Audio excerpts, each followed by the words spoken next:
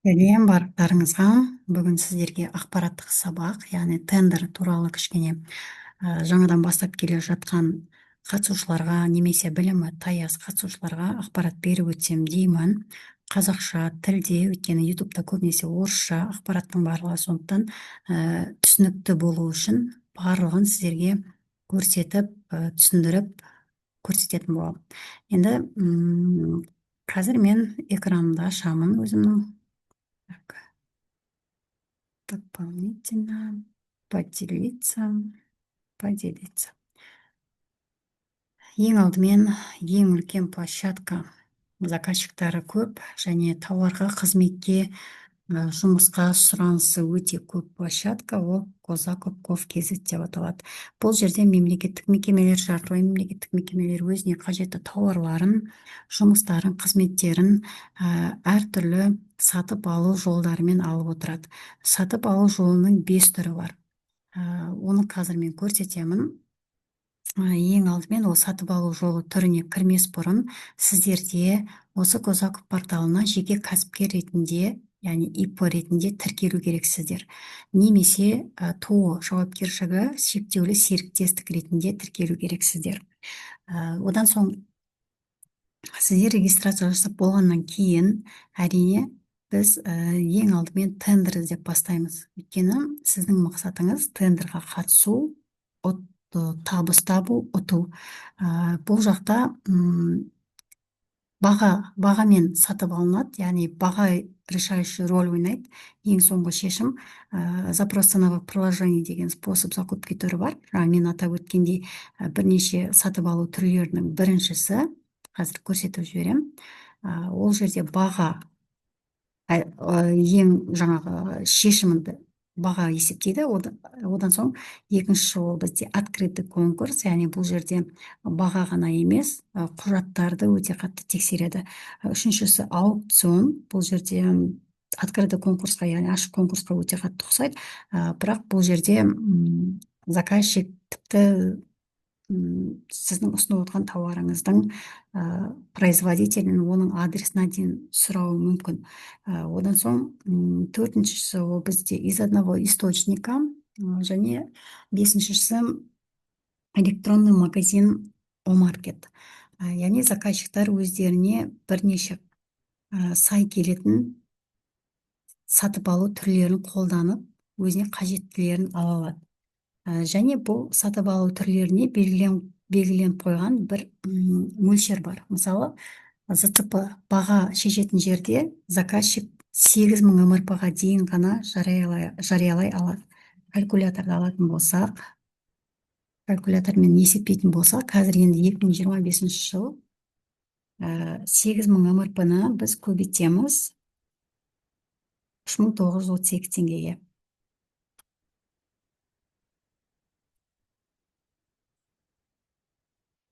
31.456.000 теңгеге дейін осы сатып алу түрімен қолдана алады.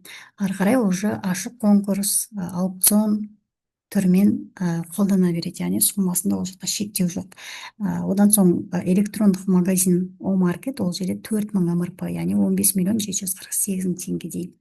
Из одного источниканың түрі бар, яғни оның бір көзден сатып алу қазіргі таңда,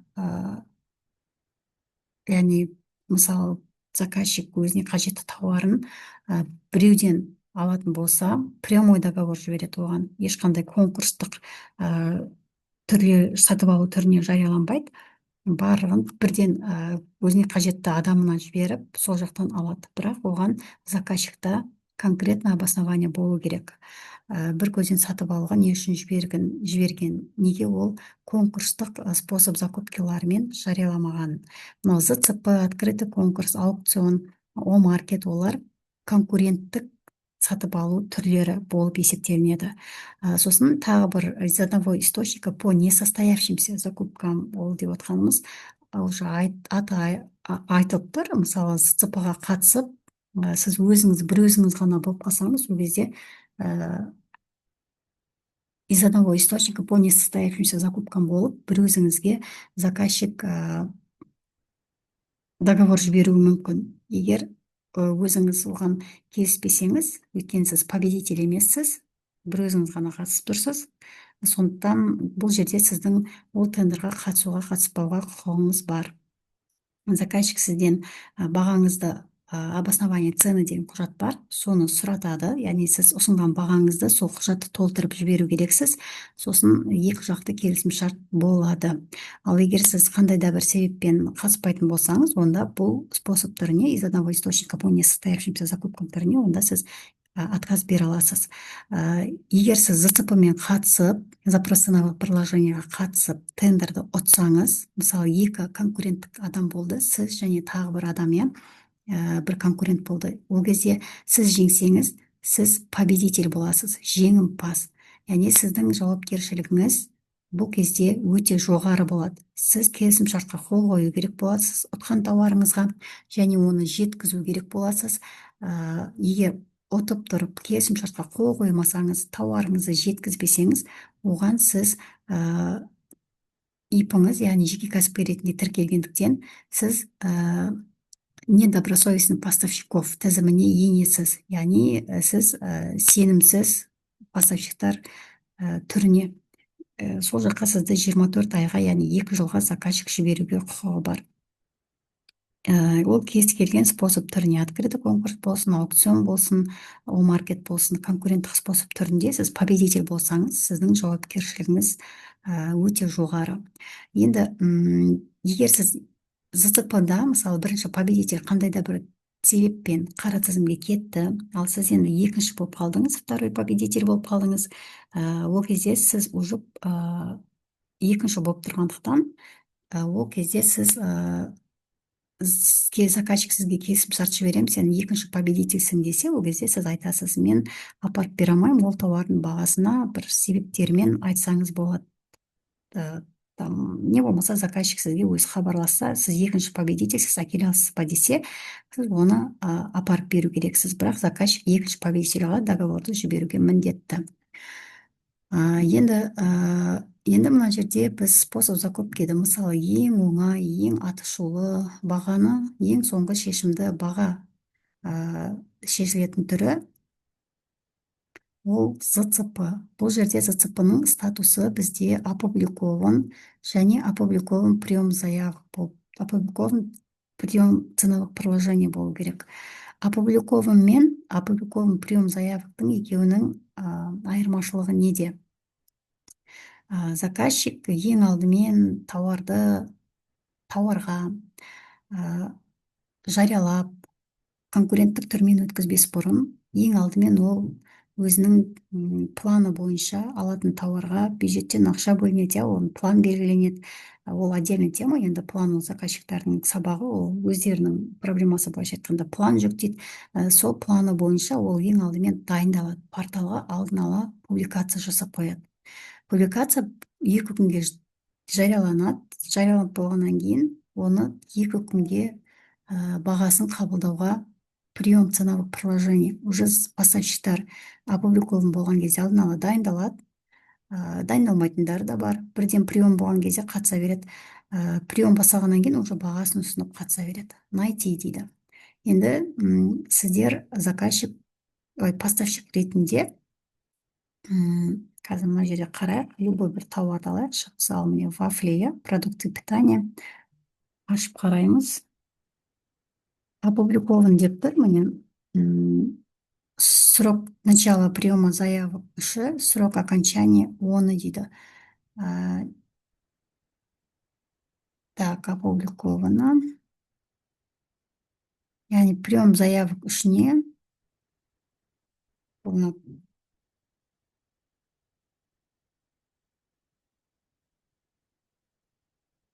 жариялаған. Бұл 2016 жылы, міне 2016 жылғыны көрсетіп тұр екен ғой. Бәсе, ол кезде ұзақтау жариялайтын 5 күнге. Қазір биылдан бастап уақыты қысқарды. Мына жерде енді біз уақытын таңдайық, 2025. Расширенный поискқа кіреміз.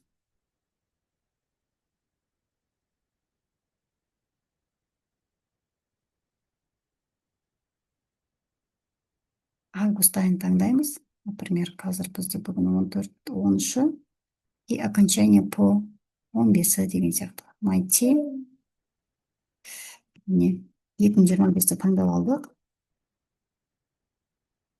Бипс салайық, иә, мысалы опубликован прием ценовых предложений деп тұр. Уже бұл жерде прием басталып жатыр. Поставщиктар өздерінің бағасын ұсыну керек. Аккумулятор деп тұр, например, ашып қараймыз. Бітуіне 37 минут қалыпты, қатысушы саны 7 болып тұр. Егер сіз осындай тендерларға ең алдымен новичок ретінде мен сіздерге аз суммадан бастауға кеңес беремін. 10 мың, 20 мың өздеріңіздің региондарыңыз бойынша. Кобальтқа керек дейді аккумулятор 50 мың. Қандай аккумулятор екенін оны техникалық характеристикасына кіріп оқып қарау керек. Енді бұл тендерға қатысу үшін әрине ең алдымен сіздерде тариф қосылып тұру керек. Тарифтан бөлек мына жерде мен 10 миллионға дейін қосып қойғам. Енді тарифтан бөлек қазір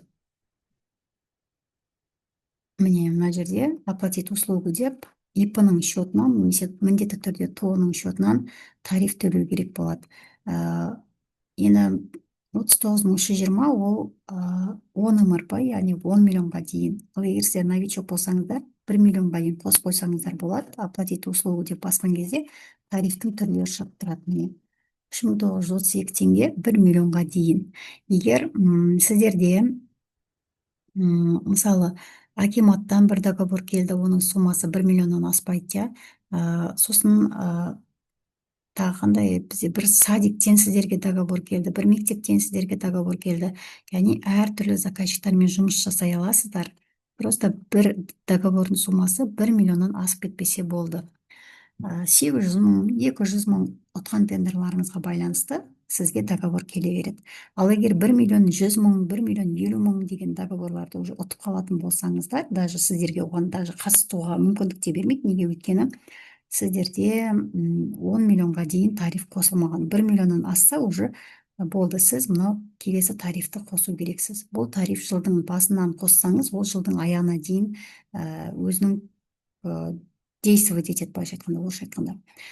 Енді өзім оңтүстіктің қызымын, бірақ солтүстікте біраз болып тұрып жатқаныма, сондықтан менің сіздерге түсіндіріп жатқан сабағым арасында қазақша орысша қосылып кетіп жатыр.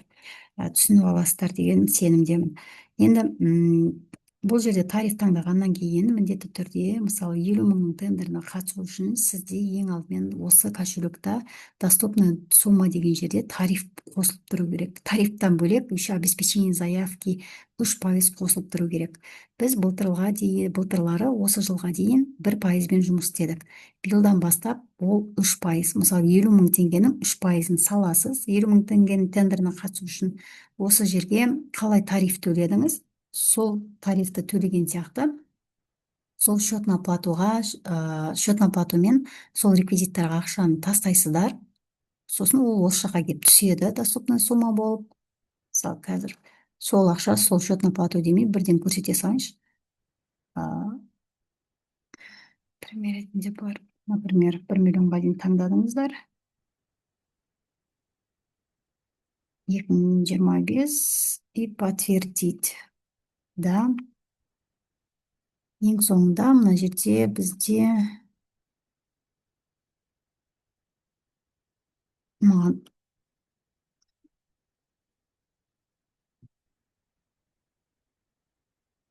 мынаны таңдайыншы. Менде уже 1 миллион емес 10 миллион қосылып тұр. Да. Міне счетный оплату тұр. Счетный оплатуды алып аласыздар да. ИП-ның счетынан осы реквизиттарға ақшаны лақтырасыздар. Бұл Центр электронных финансов, акционерное общество. Ол осы Госзакуп порталын техникалық барлық жұмыс жасауына үлесін қосып отқан акционерлік қоғам, акционерное общество. Енді ол сумманы төлегеннен кейін, тарифті төлегеннен кейін 3.932, не болмаса там 39.920 деген 39 мың қанша еді, жаңа 10 МРП-мыз. Сол сумманы төлеп болғаннан кейін ақша сіздерге доступная сумма деген жерге түседі. Әрине сіздерге 3% обеспечение заявки төлегеннен кейін ол тағы да тарифтен бөлек бірден ақшаны осы счетқа лақтырып жіберсеңіздер болады. там 3.932 емес, там кішкене көптеу ақшаларыңызға байланысты, қатысатын сумма тендеріңізға байланысты қосып жіберіп төлеп жіберсеңіздер болады. Төлеп болғаннан кейін уже кез келген тендерға сіздерге қатысуға уже мүмкіндік болады. Кез келген тендерға болғанда қанша 3%-ыңыз қаншаға жетіп тұр және тарифіңіз қаншаға жетіп тұр, сонша тендерға қатысуға мүмкіндік бар. Енді бұл жерде заказчиктар өздеріне қажетті әртүрлі тауар сұратады. Біз өзімізде күнделікті үйге не қажет? Шай қажет, тұз қажет, әжетхана қағазы қажет, иә, күнделікті біздің өзіміздің бір отбасымызды қамтамасыз етіп отыру үшін, асырап отыру үшін бала шағамызды, өзімізді, барлығымызды әртүрлі нәрсемен қамтамасыз еткендей, мемлекеттік мекемелер де өздерін осылай әртүрлі тауар алу арқылы, жұмыс жасату арқылы, қызмет көрсету арқылы өздерін қамтамасыз етіп отырады. Мысалы, ремонт қажет болса, ремонт жасатады, там суретке түсіру керек болса, видео түсіру керек болса, видео жариялайды тендерға, там дастархан керек болса, дастархан алам деп жариялайды, иә. Енді бұл тендерда әртүрлі тауарлар бар, және кейбір тауарларға біз шектеу қойылған, оларға қатыса алмаймыз. Мысалы, қазақстандық өндірушіден заказчиктар тарапынан алуға міндетті тауарлар бар. Оларды міндетті түрде заказчиктар қазақстандық өндірушілердің арасында жариялау керек. Және ОИИ деп аталады, яғни Объединенное общество инвалидов, яғни инвалидность кісілері бар, инвалидности бар топ, өздері қатысатын закуп түрлері бар. Оларға қатысу үшін тендердің ішіне кірген кезде өзі көрініп тұрады. Қалай қатысамыз, қалай ары қарай білеміз, ол қазақстандық өндірушіден алу керек па, әлде барлығының арасынан жариялап жатыр ма? Соның барлығын мен көбінесе новичоктарға жеке курс арқылы өткізіп үйретемін. Енді бұл ақпараттық сабақ сіздерге пайдалы болды деген сенімдемін. Ең алдымен мен жаңадан бастап жүрген қатысушыларға өздеріңіздің қалаларыңыздан аз суммадан бастап үйренуге кеңес беремін. Егер ары қарай тендерға қатысқан кезде қандай да бір сұрақ туындаса, қандай да бір құжаттамасында түсініксіз болса, өйткені тауарды жеткізген кезде сізде бухгалтерлік құжат, бұл жерде біз тендерға қатысқан кезде, бастапқы кезде өзіміз директор боламыз, өзіміз снабженец боламыз, өзіміз бухгалтер боламыз, өзіміз менеджер боламыз, иә. Құжатын толтыру, бухгалтериясының, тауарды жеткізу, қол қою құжатқа, тауарды іздеп, менеджер сияқты, өйткені бізде бірінші мақсат тауарды қатысатын кезде, мысалы, дастарханды алайықшы, дастархан заказчик сұрап тұр, ол дастарханды біз арзан бағада табу керекпіз. Мысалы, мен атап өткен сатып алу түрі ең соңғы шешім бағада болғандықтан, осы жерде біз тауарды іздейтін кезде ең арзан баға, ең төмен бағамен сататын оптовиктарды, қоймаларды, тіпті Қытаймен де жұмыс жасауға кейде қолданып жатады. Көбінесе Қытайды, сондай Қытайда шығатын, мысалы, чайник, там оргтехника, мышка, коврик, тағы не бар, Қытайдан келеді ғой барлығы. Мысалы, телевизор деген нәрсенің бары Қытайдан шығады. Ондай нәрселерді көбінесе Қытайдан іздесек те болады. Енді Қытаймен бизнес деген инстаграмда толып жүр, Қытаймен сауда жасауда 1688 үйретем деген. Енді білімдеріңіз ары қарай тендерді саласында дамытатын болсаңыздар, ізденіп Қытаймен сауданы да үйреніп алсаңыздар болады.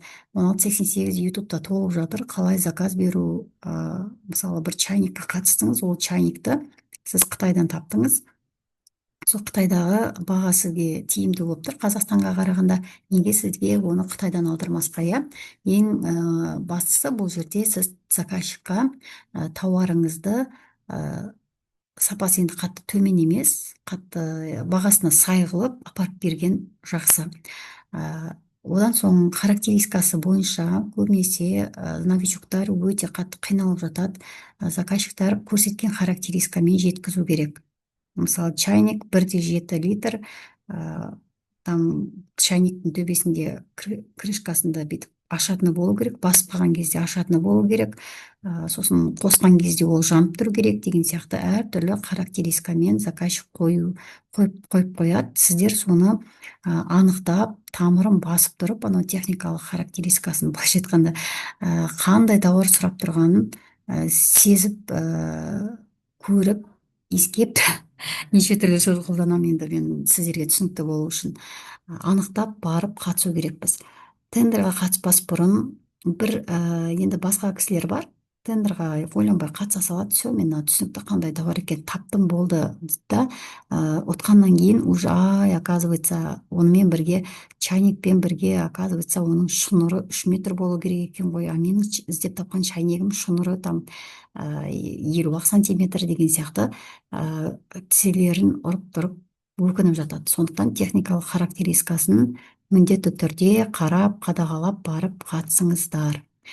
Әзірге осы ақпараттық видео болғандықтан өте қысқа видео қылып жаздым. Пайдасы болса қарап алыңыздар, сұрақтарыңыз болса маған жазыңыздар. Кешкі уақыт болғандықтан даусым кішкене қағарылып тұрып түсініп тұрмын.